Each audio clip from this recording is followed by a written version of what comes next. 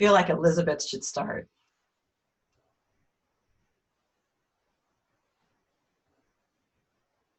I'd love to say that there was a great academic reason for me understanding very clearly about DC Emancipation, but in doing oral history with women for a book I did, they helped me understand, although when I heard them talk about emancipation, I tried to explain to them that emancipation ended in 1899.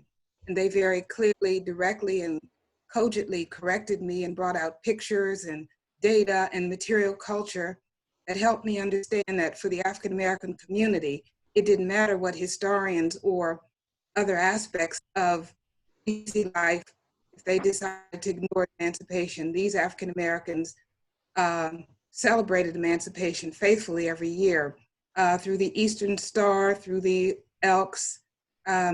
They kept it alive. And in particular, I'd like to always recognize the work of a former president of what was then DC Teachers or Minor Teachers College, Dr. Paul Phillips Cook, who insisted that every teacher coming through that system would do a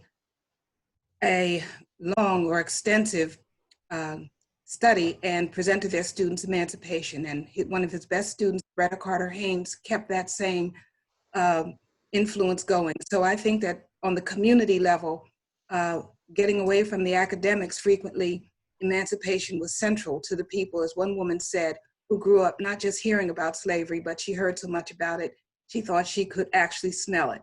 So I think that emancipation resonated for the African-American community in many, many ways. And I'm very thankful to this group of cultural scholars who kept this institution going.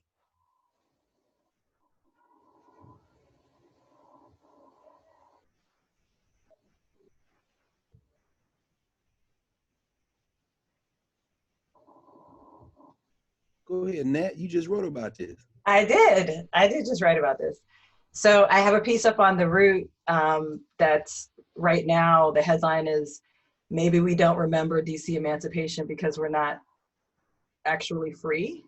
And so this is sort of just a little piece of the most recent research that I've been doing. I've been really fascinated with emancipation rituals, the way that we remember, the way that we celebrate. And I've been looking at it all over the world, from Ghana, Guyana, Jamaica, and all of those places connect to DC in a really important way because they're all the places where slave owners got paid to free people. And so, you know, I just think it's really interesting how it ends up being publicly commemorated or isn't. And so, you know, so this has just been a real, you know, fascination of mine and sort of looking through the thread. And so I'm really like with DC emancipation, I think it's this year, from what I understand, I just heard that there are some other, you know, commemorations that are going on today, which is good. Last year, it was just folded into the Cherry Blossom Festival, which I thought was pretty lame and pretty unacceptable. Mostly DC public school kids don't get any official instruction in why they're home from school. And I think that's something that needs to change.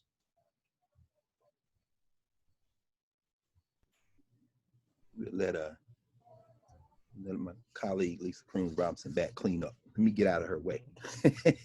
So in this same vein, I mean, it's interesting, Mike, as we were talking, in the exhibit that the National Museum of African American History and Culture had, the temporary exhibit at the Museum of American History, there was a quote by Silas X. Floyd, who was the minister, referring to January 1st, which we know, and hopefully Dr. Clark Lewis talk a little bit about that a little bit later.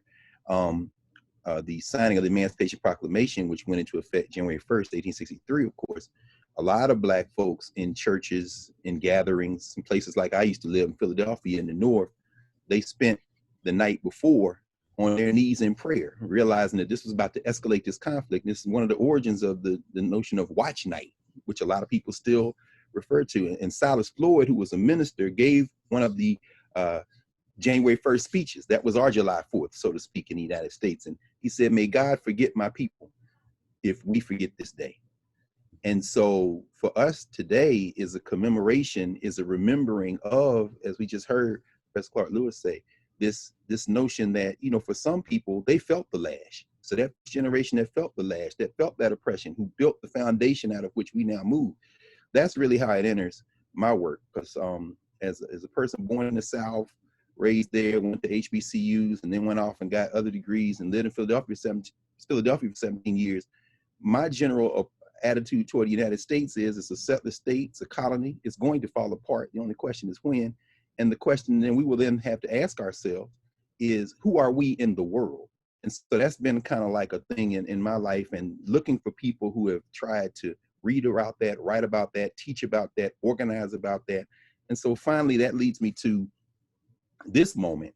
As long as I've been teaching at Howard and there's been an Emancipation Day parade, in the spring, I asked my students to go down. I asked our students to go down and observe, because Howard students come from all over the world and many of them don't know.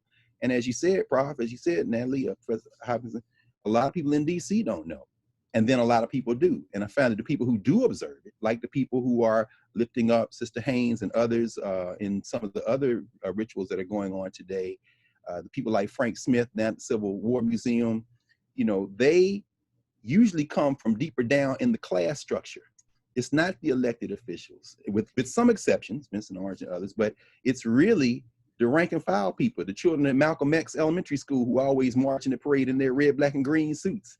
I mean, it's like you see those people. So I would only other thing I would say is that search for me has led me to people who have always done that work. I worked for Charles Blockson in Philadelphia, so I know about those rituals, the Union League down there in downtown Philly where Octavius Catto and all them were.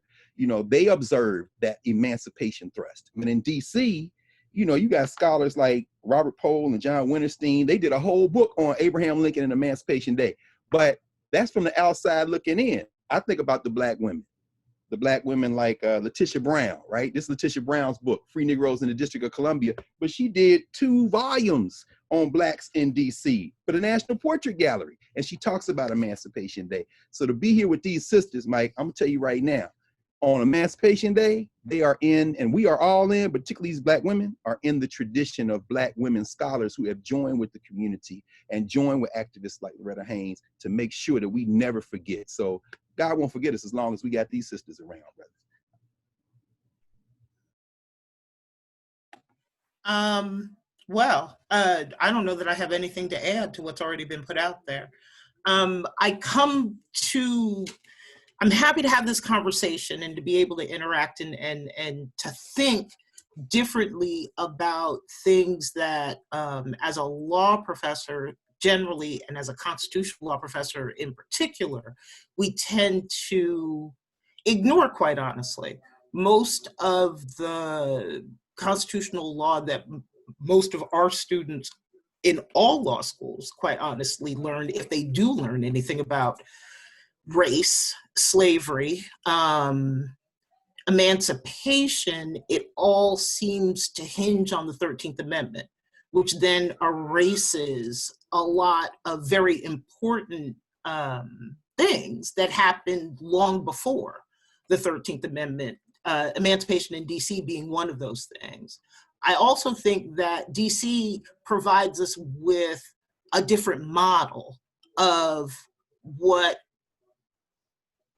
a city, and essentially ultimately a state, might look like once slavery is abolished. I think that many people tend to conclude that abolition necessarily leads to something that looks like equality. And if we use the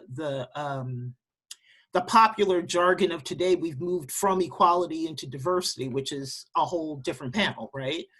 But if you strip it back and you examine abolition and then freedom on the other side of abolition, separate and apart from equality, you come to realize that framing it as a matter of equality unnecessarily stunts the conversation, right? And it shapes it in a way that is not, in fact, consistent with the ways that people on the ground, actual people who were emancipated, viewed themselves in the world, both pre-emancipation and post-emancipation.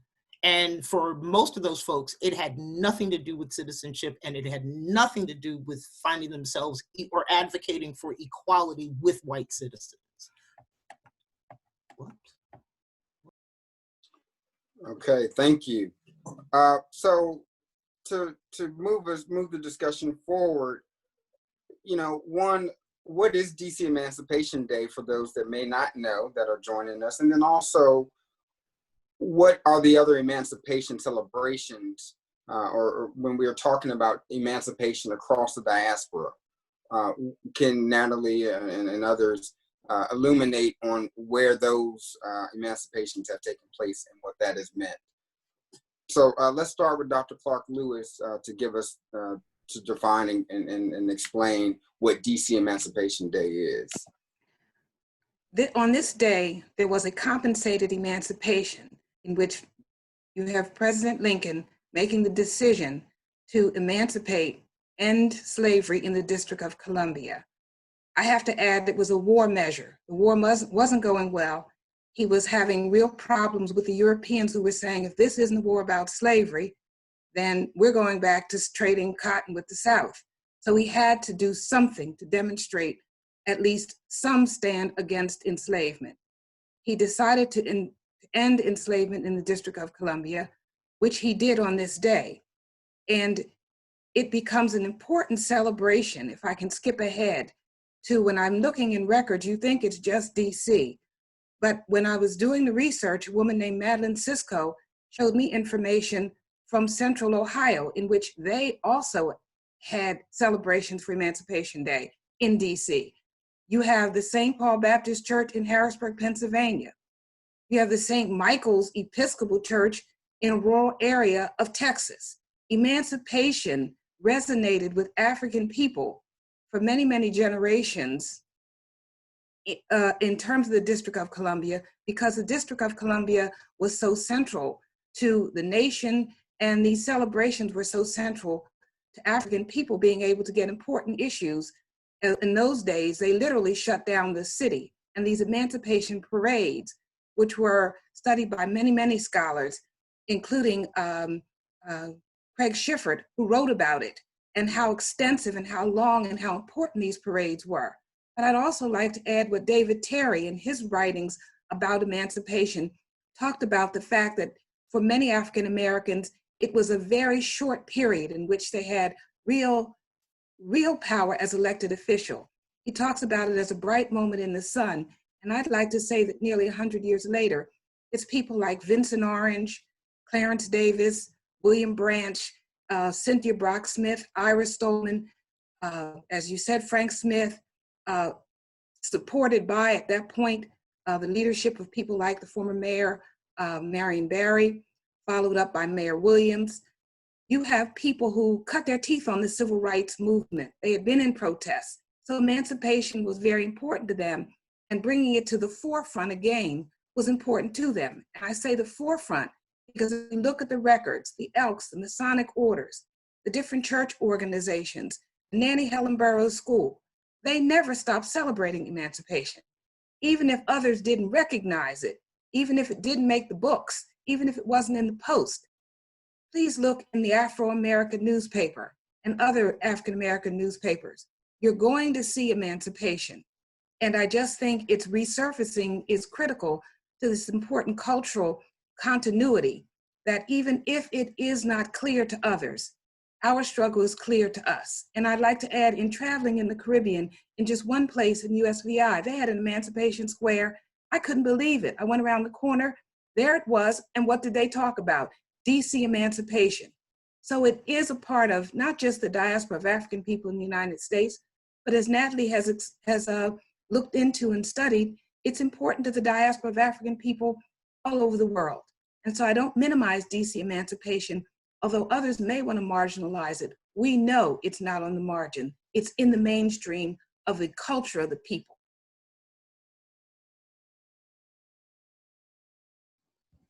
Yes, absolutely. So, you know, this is part of what I just found interesting, you know, in doing some of the research on my last book. I was able to see this. I think there's something very special about compensated emancipation specifically, because, you know, Juneteenth is actually a holiday that may be better known than DC's Emancipation Day. But where I'm, at least in my new strain of research, where I'm looking at contemporary emancipation celebrations, the fact that it's compensated means something. It puts it in a different category, put DC's emancipation, and it also connects it with the other emancipations that happened, 40 years earlier. 1834, the British Empire emancipated the 800,000 enslaved Africans throughout the empire on April 1st. This is what the Parliament voted for. They voted to put a 20 million pound of money into this, into a fund to actually compensate the owners. And then they made the enslaved people throughout the empire, they had them work another 4 years because that payment supposedly didn't actually match their actual value. So not only were the owners get paid to enslave, for their quote unquote property, they got another 4 years of free labor, from the enslaved people throughout the diaspora. Now this issue about forgetting, it also is, so from my preliminary work that I've been sort of doing, emancipation is a huge deal in the Caribbean. April 1st, there's emancipation celebration. They say it directly. It's told, this is exactly what it is. But then you also have things like apparently there's some sort of construction going on next door. So there's also Caravana, which people don't know that it's emancipation. Like, people know it as a big party, and people have no, and this is in Canada, people have no idea of really the history of slavery in Canada, or that celebration is tied to emancipation.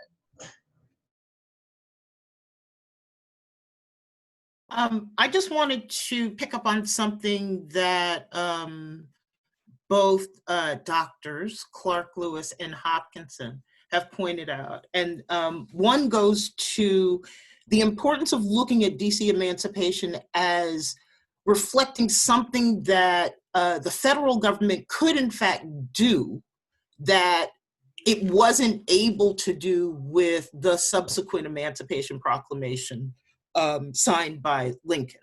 That because Article 1 gave Congress plenary authority to deal with matters in the District of Columbia, the federal government could in fact act in a way to address slavery in the District of Columbia in a way that it could only really rely on war powers to deal with prior to the end of the Civil War and the ratification of the 13th Amendment. But I think also an interesting piece in terms of looking at how the diaspora plays into this, in one of the provisions found in the Emancipation Act sets aside, I think it's $100,000 or up to $100,000 for immigration, right? So the idea wasn't necessarily like, we're gonna pass this act and we'd really like you to stick around. It appears that, and this would be consistent with Lincoln's views, at least at the time, right?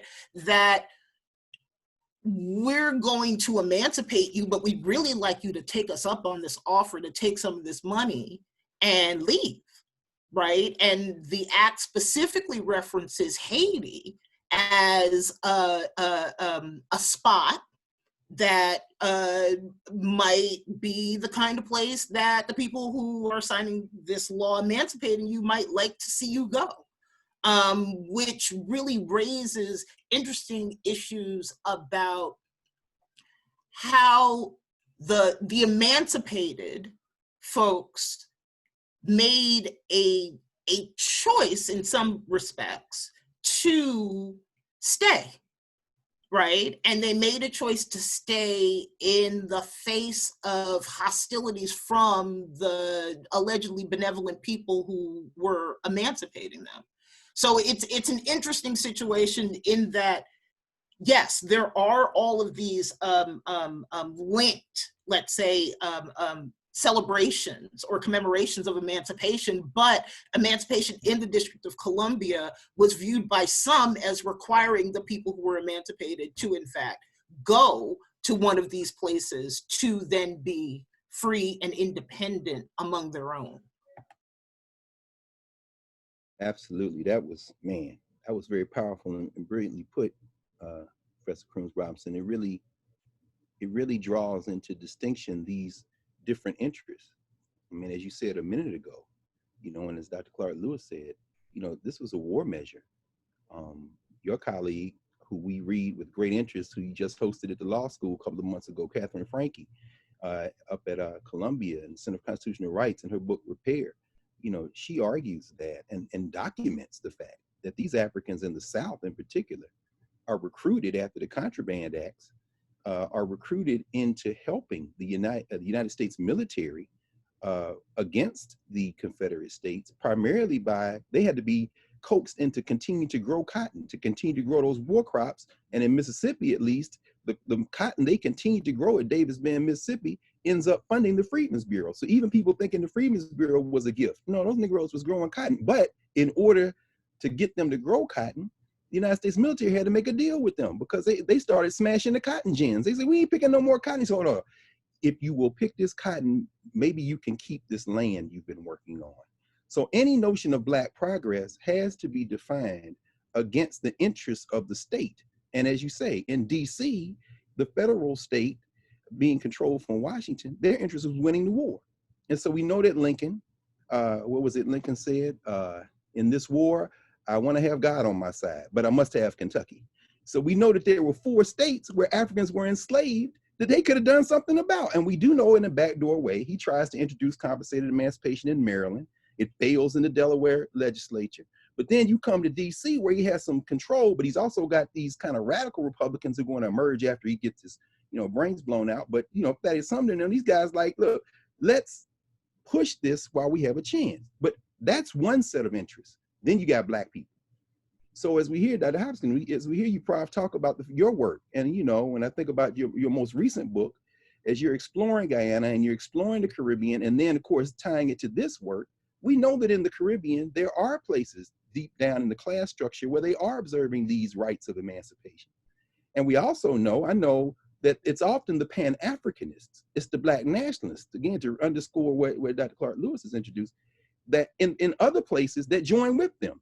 Trinidad, for example, in August, when they had their Emancipation Day, they always inviting us in the US. There have been several times I said, man, I can't get down there. But a lot of my friends, they go and participate in the formal exercise. My man, now our ancestor, Tony Martin, down there, one of the leading scholars in Marcus Garvey. Tony was all up in the Emancipation Day. And of course, he spent most of his life in Massachusetts at Wellesley College. But he became a bridge for people to go down into the Caribbean for the emancipation. And we know the Jamaicans, of course, always turning up. They always inviting us into that. But as you all were talking, finally, it made me think that this Pan-Africanism, this notion of Black unity, is not just present in this moment, it was present then. So perhaps the first compensated emancipation was the Haitian Revolution. People say, well, in the Haitian Revolution, the French had, you know, the Haitians won, but why did they have to pay the French? Because they deprived the French of the one thing that they needed Haiti for, which is what? The labor producing the sugar. So in many ways, the enslaved Africans really provide the first compensation in the Western Hemisphere. The British only did it in the 1830s and 40s because they couldn't continue to control what Julius Scott and them called the ungovernable Caribbean.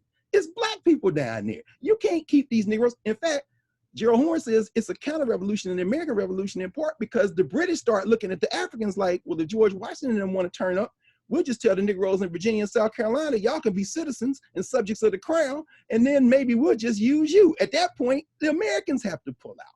And we know that France and England set out the Civil War trying to see who was going to win because they could ship all that stuff out of Charleston as quick as they could out of New York City, and they didn't care.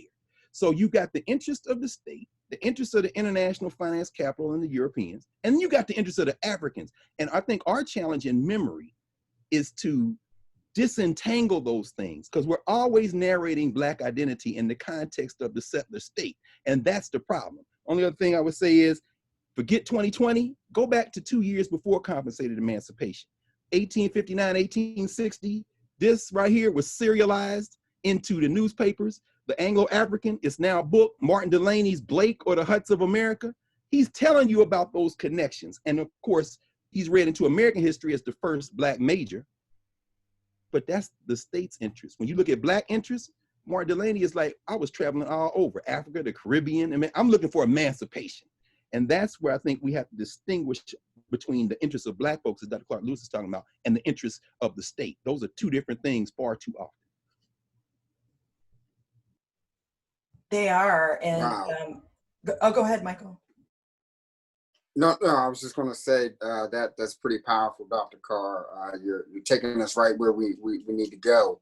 So I want to, you talked about Black liberation, and at its core, emancipation is liberation from political, social, and other restrictions and government restrictions. So given that we're in, there's no way to not intersect this conversation with the current state of what we're in with COVID-19, right? How and what should, given the medical losses and the dire state of our health that we're in right now, as well as the financial and economic impact that COVID-19 is having, what should Black liberation look like today? What does that look like for us? And that's for anyone on the panel.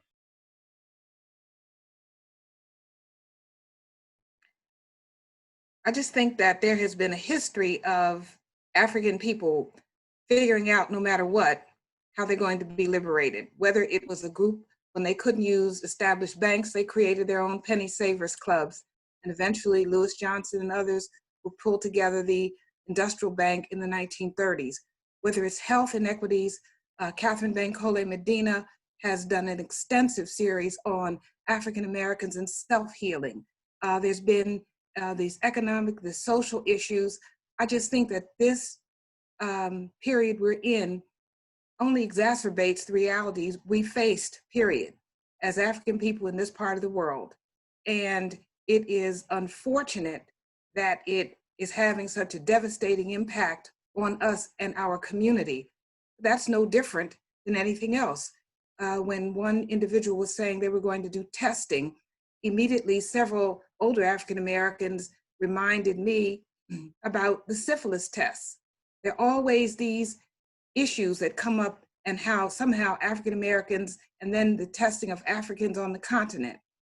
We are at frequently the center of these issues, but we're always pushed to the margin and marginalized when it comes to the answers. But we will prevail, we always have, and we always will. But I think that emancipation gives us a clear demonstration of African people, wherever they are in the world, taking the time to remember their own enslavement and to memorialize it, whether, as Brother Carr said, they do it as my family always did, watch night, whether it's DC Emancipation, whether it's Juneteenth, whether it's community-based celebrations. Unfortunately, the historians that we read, that's not Quarles and others, a woman by the name of Richardson Goddard did a huge study on community-based activities all over New Jersey, Delaware, Washington, Virginia, and it's fabulous. But again, these sometimes are just small studies, but we have to understand that these small activities have a great impact on our communities. I was in Ghana, and I happened to be there at a time when they did this festival where they put all these flowers out on the ocean. And they said, well, those were for the people that were lost. And you're standing there and you're that direct link, you're that bridge to those people that were lost. We may think they've forgotten in Africa, they haven't. We may think our ancestors forgot about enslavement, they didn't. And people can think we've forgotten about it now. But whether it's watch night, these rituals that many times we can't even name. I'm talking about the Johnsons, the Chivises from Success, Virginia, can tell you all about what they're going to do the third Sunday in August. But it doesn't resonate with them in terms of emancipation, but it's exactly what they're doing. It's exactly what they're doing. And liberation is the reason why they do it. I'd just add, I'm thinking about liberation in a slightly different way. And I think it goes back to, I think we all agree that perhaps we all need to be liberated. We don't necessarily agree about what that looks like.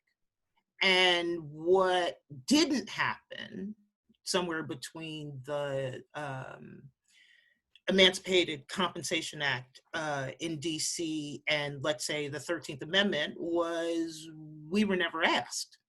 right? There was an assumption that what we wanted was to become members of this nation, but we were never asked. So it seems until we're asked, then everything that happens after that can't possibly be about liberation.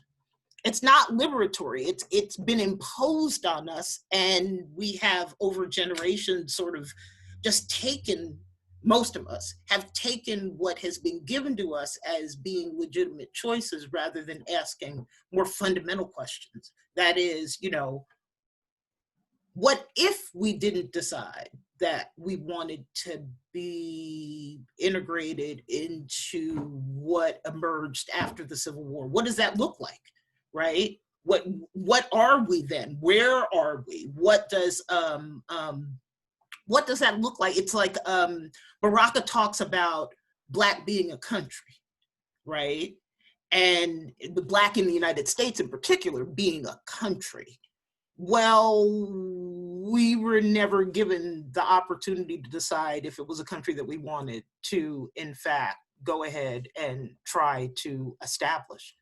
So it brings to mind, this will make Dr. Carr smile perhaps, it brings to mind late Brother Chokwe Lumumba, right? And the folks from the Republic of New Africa who contended that we were due a plebiscite. And in the absence of a plebiscite, all the rest of this is really a farce. And come back and talk to us when you're prepared to give us what we're actually entitled to. Let me just co-sign on that, Prof. My goodness. I think about the fact that right now, as Deontay Wilder might say, to this day, right, the citizens of Jackson, Mississippi, have a mayor in terms of Chokwe's son, Chokwe Antar, and his campaign manager, who you taught at Howard University, of course, Rukia Lumumba, who are dedicated in Jackson, Mississippi right now to standing in the gap between the state and the people, regardless of color. But they're only down there because of their father, the great Chokwe Lumumba, and his colleagues, of course, Amari Obadele, Gaidi Obadele, who was a lawyer, Milton Henry. They filed those Article 3 briefs. And they argued, and Amari ends up getting a PhD from Temple University, and Bob Amari wrote a whole book, America, the Nation State. And his argument is exactly what you said. I mean, so your work continues in that tradition. You never asked this. So, you know, when you look at that debate, and then the Compensated Emancipation Act, and we see that, as you said, they set aside money to send us away, because as Lerone Bennett tracks in his book, you know, Forced into Glory, Lincoln's a white supremacist, and we can rehabilitate him, or anybody interested can try. But Lerone Bennett is like, you can say you don't want enslavement and that you still believe white people are superior in the same breath, and Lincoln did. Lincoln invites Douglass. Douglass is Lincoln's friend, although Douglass realizes that ultimately that Lincoln could have done more, which is why when they dedicate the Lincoln statue, the first place you could talk about public celebration of Lincoln with a physical statue before the Lincoln Memorial in 1876, you see Frederick Douglass doesn't even acknowledge Ulysses S. Grant, in part because he said, you've already seen the retreat from the promise of citizenship. And I was one of the guys who was willing to stay here, who wanted to stay here. So you see, even as Lincoln is inviting Douglass into this conversation with somebody who's invested in staying, he also has a conversation with Martin Delany. And Martin Delany is invested in Black freedom. He don't care where it's coming from. So between those two, it is Delany who gets the appointment as a major in the United States military, not because he's a grand American patriot, but because Lincoln realizes we could lose this war. So I need somebody in the front of this who is going to ultimately rally these Black people to help us, because I was against letting them join the military. That's one of the reasons I got beef with Fremont. And then I asked McClellan what was going on. So by the time I realized we were going to lose, I said, let these Negroes fight. But to the point you're raising, all of this is a conversation that doesn't involve us except as we can be useful. So when you come to COVID-19, and as you said, Dr. Clark Lewis, people are coming into the Black community saying, now, let's be tested. Okay, those of us on this call who can maybe pay our rent for a couple of months or pay our mortgage for a couple of months and have the luxury of being able to do this, we're saying, okay, this testing thing, we need to set this up and figure it out. Our brothers and sisters who are delivering the mail and working in the Giant and the grocery stores, they're saying, man, you ain't sticking me with no needle. And if there's any Black history they know Henrietta Lacks, and they damn sure know Tuskegee. I don't know about this. Why? Because as you said, Black is a country. Y'all not for us.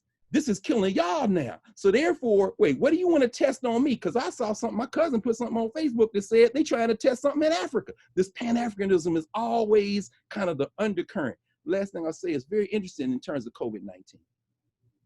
These same issues keep coming up. What is the role of the Black person in the American nation state?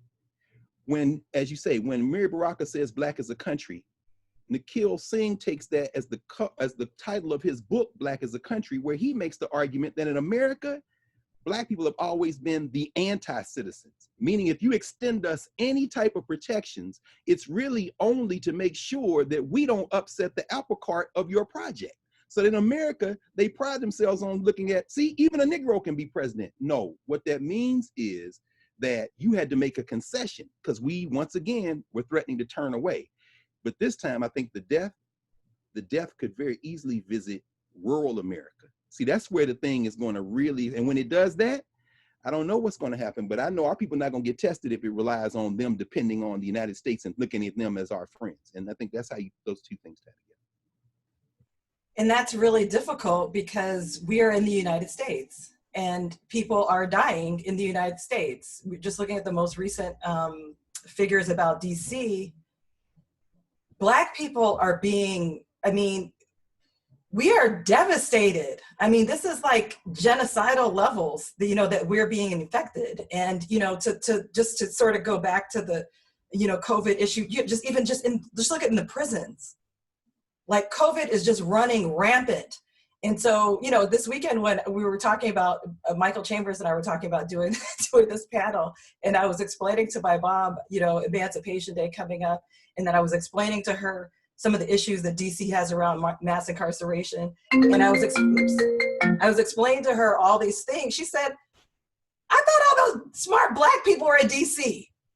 DC is nothing but a plantation. She was like, what is going on over there? Like, she just could not believe that you would allow this situation to happen where you're sending away your prisoners all around the United States, right? So DC, you do DC crime, you do DC time, and those are people who are also disproportionately affected by COVID as well. So the problem is we may be in our own nation state, but we're here. So that's why I feel like Get Out was the most brilliant film ever, because we are trapped here. We can't leave. We're in the forest. And, just to go back to something that Professor Clark Lewis was saying, that this is why I'm so interested in these parades and these celebration and these rituals, because those are sort of the things that, having lack of access to official power, these are the things that we have sort of, so the social aid and pleasure clubs, in New Orleans, things like the emancipation parades, a lot of the go-go is another area that I study a lot. These are things that are Black owned, Black controlled, and these are kind of the ways that help us to survive. So I'm a little bit worried about us that we can't have any second lines in New Orleans, because of this. It's like, how are we going to cope without all the things that have helped us to survive and we're still here, still having children. I just wanted to add one thing. I read something this morning that all of the COVID deaths in Richmond, Virginia are Black, right? And if we consider the sort of longer contemporary trajectory from, let's pick Charlottesville, right? Charlottesville forward, and what Virginia has come to represent, not just for white nationalists and white supremacists, but with the advent of the blue wave in Virginia as a result of the elections in November, there's also this, like, Virginia is playing a role as being a beacon of sort of progressive politics, so that now the Equal Rights Amendment is, according to some, back on the table because Virginia finally passed it. But the idea that with all of that, in the midst of what we're dealing with, in what was in fact the capital of the Confederacy, it is not surprising that so many years after slavery was purportedly abolished and we were allegedly freed, that you would find a situation where not all the people who've contracted the virus, right, not to get it twisted, all the people who have died as a result of the virus in the city of Richmond, Virginia, which is the capital of the Commonwealth of Virginia, are all Black.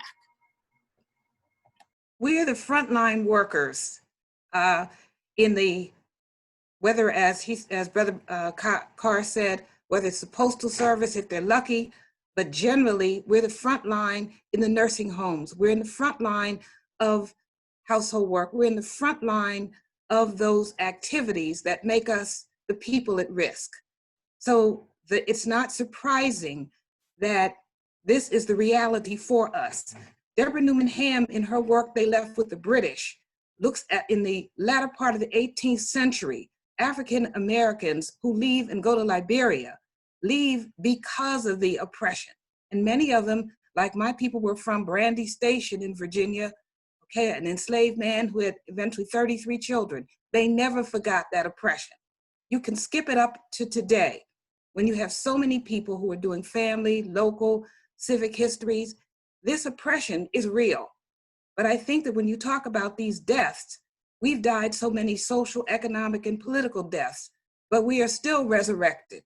And we are still going to be those people that are going to make it, in spite of those issues. I am not in any way, shape, or form trying to lessen the impact of this dreadful disease on our community. But I'd also ask people to look at the research in which you had officials making sure that germs were pumped into the air at the 125th Street station, at the subway line, because they wanted to experiment on these new germs, and they used African Americans going back and forth to work. This is not new, but what is new is, again, these devastating numbers and how obvious it is, not just to the United States, but like slavery, how horrible it is, and it embarrasses us to the world. Whether you remember that down on the mall was the largest slave trading area, they moved the trading to Virginia and Maryland because they didn't want to be embarrassed. Again, this whole issue of the world seeing how horrible and the inequities we face in the health system. As you said, it becomes clear, it's glaringly clear, and the nation is embarrassed into a response. Wow. This has been a super rich panel. I want to just take a moment to invite our audience to offer any questions via Facebook, or if you have other means, and we'll take those. But I want to follow up to a few points. One question around follow up to Professor Crooms-Robinson, because I can hear the ask of, you know, if African Americans were not asked, or enslaved people at the time were not asked what they wanted their liberation to look like, and you know we're you know over 150 years beyond emancipation now, what should Black people be telling the government in terms of what we want our liberation to be today? That's one. The second, I want to, you know, in terms of DC Emancipation, Natalie, you talked about in your article in The Root, the relationship of Howard University and the Freedmen's Bureau to DC Emancipation. So I certainly want for us to see if we can try to squeeze in with the time we have remaining to address the relationship, and that these are some of the outcomes of DC Emancipation. And did it set us up to be, you know, the chocolate city that DC ultimately became? So I'll hand it back over to you. I mean, my answer is really actually quite short, and that is, I can only really talk about what I think liberation looks like to me, right? And maybe that is the beginning of the problem. The idea that someone else, particularly a government entity, could take it upon itself to define what freedom and liberation look like without at all consulting the people who are supposed to be emancipated or freed or liberated. So I guess I raise it just to, with the hopes that it triggers people to think differently about our relationship to this place and this government, not to take as a foregone conclusion all of the assumptions that lead us to the point where we are trying to navigate our way through this country as declaratory citizens, right? We're not real citizens, right? Somewhere it's declared that we're citizens, but we're not real citizens. And even if we are, our citizenship is qualified. So as an educator, particularly an educator of people who actually study the Constitution, and I get a chance to spend 2 semesters with them at the very least, and grill them, some would say, incessantly and unfairly, it's to sort of trouble the waters and make you think about things in a completely different way. Because if Howard Law School, if I can speak specifically about the school with which I am affiliated, if we're about anything, we're about, or supposed to be about, training social engineers. Well, you can't be a social engineer if you accept as a given all of the assumptions that are put before you without critically examining what those assumptions, what they impose on you, how they make you think about things, and how they make you see yourself in this project, particularly for lawyers in training. You know, how are you going to be a lawyer, a really good and effective lawyer, in a system that was built with the idea that you were an object, never to be a full participant, never to have a voice, but just to be commodified and traded and the source of compensation when warranties of merchantability, right, weren't in fact held up. Our whole notion of the law and the rules around sales, right? Students learn contracts and Article 2 of the UCC, and rarely do they understand that the vast majority of that law goes back to the transactions that involve their people, right?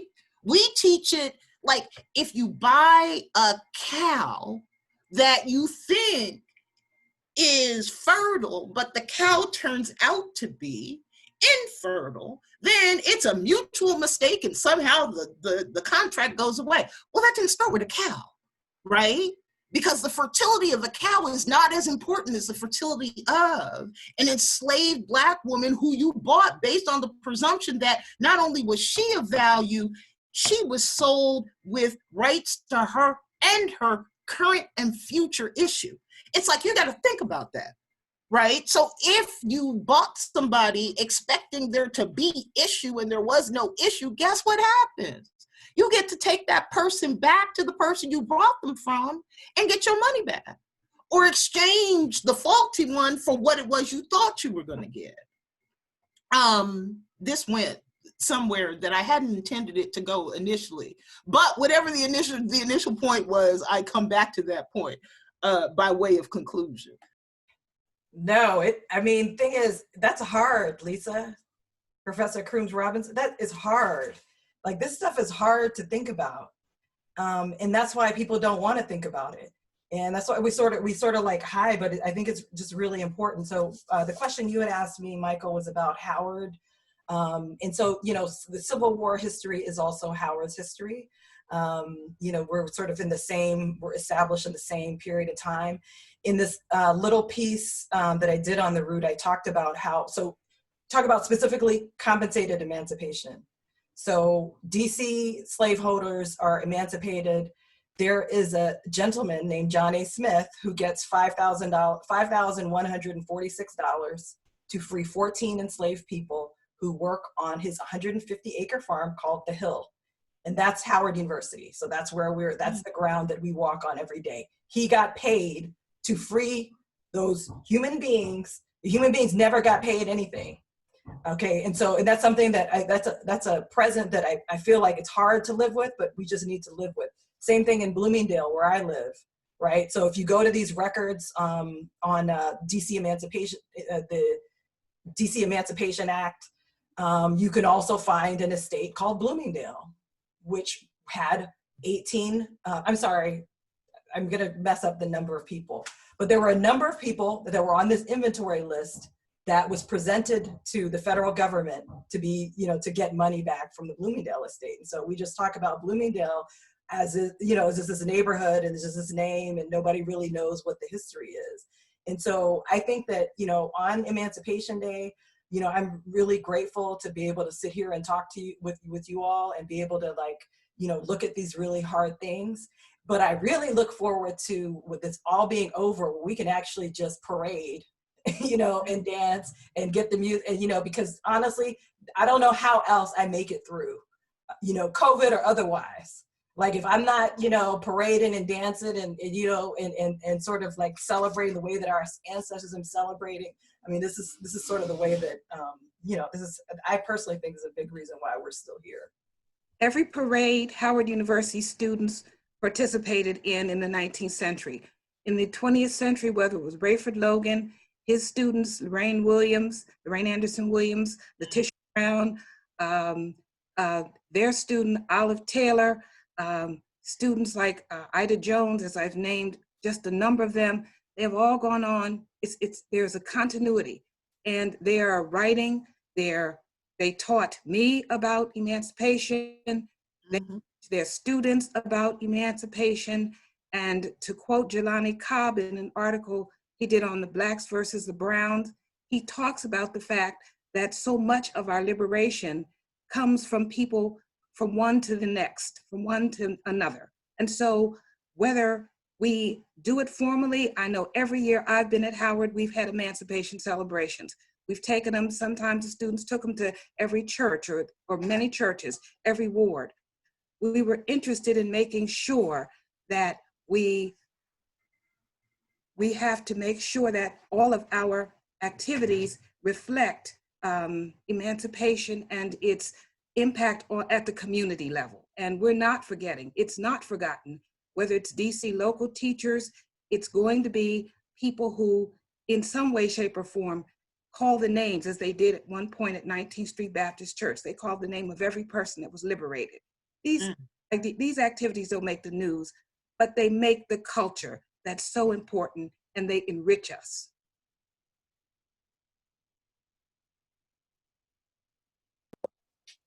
Excellent. While we have about 2 minutes left, and we'll probably extend just a bit, but I want to go around and see if we can get closing thoughts from everyone. And before we do, I just want to again say thank you to our panelists. Thank you to our audience, for those of you that are streaming this on Facebook Live or you're watching the recording of this. And finally, thanking Howard University and the Howard University Grad School and its illustrious dean, interim dean Dana Williams, for her support of this conversation and this convening. And you get to see the brilliance of Howard University shine through all of these scholars that are with us today. So thank you all for joining. And closing thoughts, go ahead. I'll get out of the way. I'll say very quickly, thank you. I want to add my thanks to you, Mike, and to everyone, Nat, for getting us together, and Sister Libby and Sister Lisa, really, for this conversation. As you were talking, Libby, it reminded me of David McBride's book, From TB to AIDS. I happen to have it here. I was looking at it. As you said, the Spanish influenza in 1918, we took the brunt of that too. And as you say, I mean, the biggest place where people have been infected today was Cook County Jail until a couple of days ago. Now it's a food processing plant in North Dakota. Ultimately, what you say, Dr.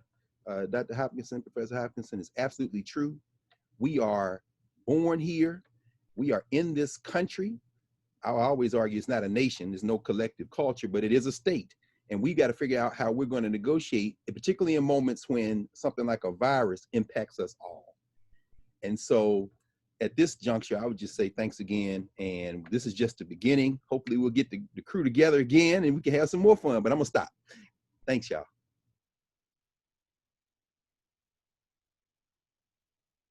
I don't really have anything to, I'm sorry, I don't really have anything to add in conclusion other than, you know, to echo the thank yous. Thank you, colleagues, for, you know, making the time so that we could have this conversation.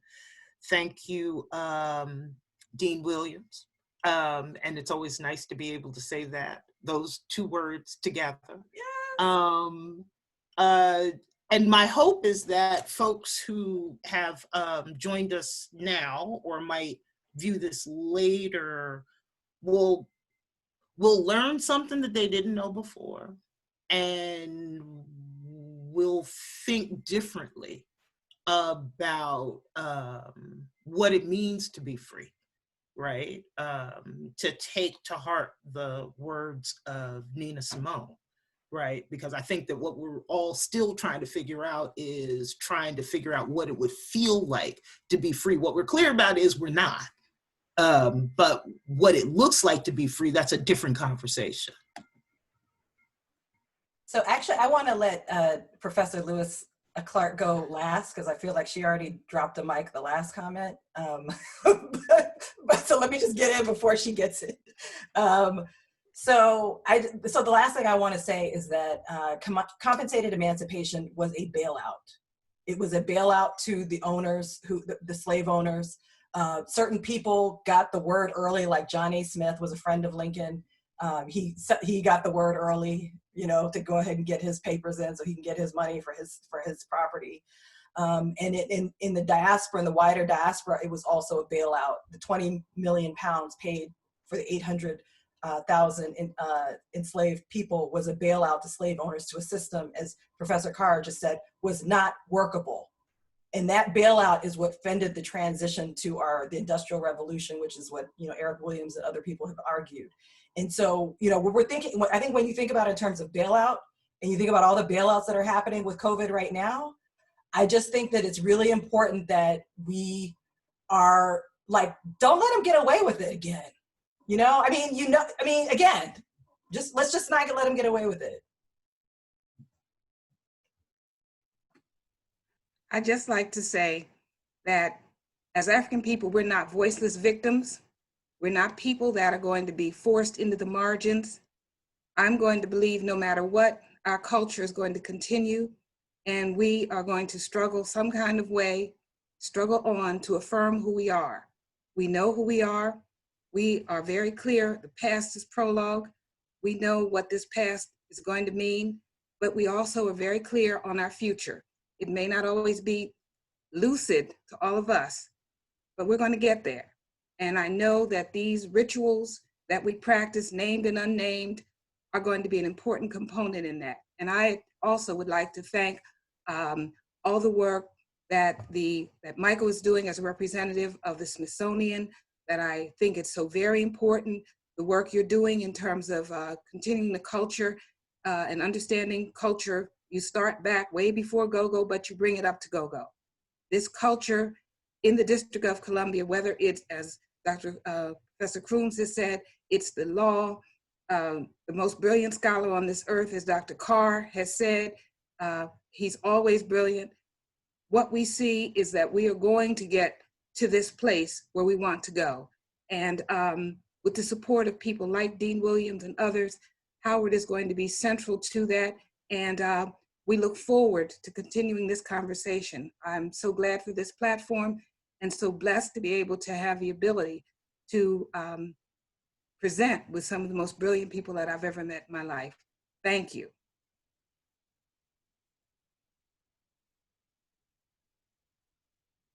Thank you, everyone, and happy DC Emancipation Day.